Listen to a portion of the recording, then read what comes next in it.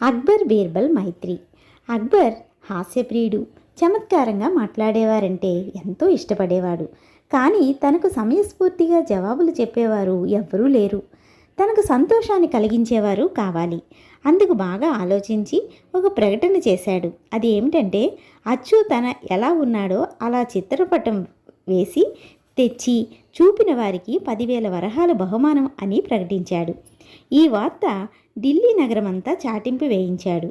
చిత్రకారులందరూ అక్బర్ చక్రవర్తి రూపాన్ని చిత్రించడం మొదలుపెట్టారు.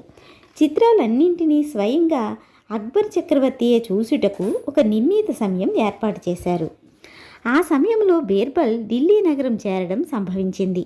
అక్బర్ కోరిక సమయస్ఫూర్తి గ్రహించిన బీర్బల్కు వెంటనే ఒక ఆలోచన వచ్చింది. తన భవిష్యత్తు అక్బర్ చిత్రపటం మీద ఆధారపడి ఉందని దైవాన్ని కాపాడమని వేడుకున్నాడు. చక్రవర్తి నిర్ణయించిన రోజు రానే వచ్చింది. చక్రవర్తి దర్బారు మొత్తం అంతా పండితులతో, కవులతో, సామంతులతో నిండి ఉంది. ఒక్కో చిత్రకారుడు తాను గీసిన బొమ్మను తీసుకుని అక్బర్కు చూపించసాగారు. కానీ చక్రవర్తికి ఏ చిత్రవూ నచ్చటం లేదు. అబ్బే, ఇది నాలాగే లేదు, దీనిలో కలే లేదు అంటూ అన్నింటినీ తిరస్కరించసాగాడు. చిత్రకారుల వరుసలో ఆఖరున బీర్బల్ ఉన్నాడు. అతని చేతిలో వస్త్రము కప్పిన చిత్రం ఉంది. బీర్బల్ వరుస క్రమంలో చక్రవర్తి వద్దకు వచ్చాడు. చిత్రపటముకు కప్పిన గుడ్డను విప్పుచుండగా, ఉన్నది ఉన్నట్టుగానే చిత్రీకరించావా, లేక నీ సొంతంగా ఊహించి గీశావా అని అక్బర్ చక్రవర్తి అడిగాడు.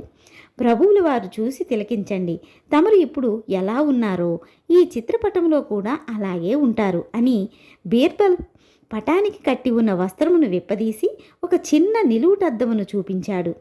అక్బర్ చక్రవర్తి అద్దం చూసి ఏమిటి వింత అని ఆశ్చర్యపోయాడు. ప్రభు, ఉన్నతున్నట్లుగా మీకు కనిపించిందా అని బీర్బల్ ప్రశ్నించాడు. బీర్బల్ యుక్తికి అక్బర్ చక్రవర్తి చాలా సంతోషించాడు. అతని లాంటి వాని కోసమే తాను ఎదురు చూస్తున్నాడు. అతనిలోని హాస్యము, సమయస్ఫూర్తిలే తనకి కావాలి. వెంటనే అక్బర్ చక్రవర్తి సింహాసనం మీద నుంచి లేచి, నీ బుద్ధి కుశలత, సమయస్ఫూర్తి నన్ను ఎంతో ఆనందింపచేసింది. నీవు ఈ రోజు నుంచి మా దర్బారునందే ఉండుము, సదా మాకు తృప్తి కలిగించుము అని బీర్బల్ను ఆలింగనము చేసుకున్నాడు. తనను కరుణించిన భగవంతునికి మనస్సులో అనేక విధములుగా నమస్కరించాడు. ఈ విధంగా బీర్బల్ అక్బర్ చక్రవర్తి గారి ఆదరణతో కవి, పండిత బృందంలో కలిసిపోయాడు.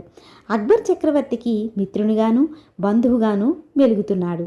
అక్బర్ బీర్బల్ మైత్రి ఎంతో గాఢముగా ఉండి వారి మధ్య ఎన్నో హాస్య, చమత్కార, చలోక్తి మాటలు జరుగుతూ ఉండేవి. బాగుంది కదా.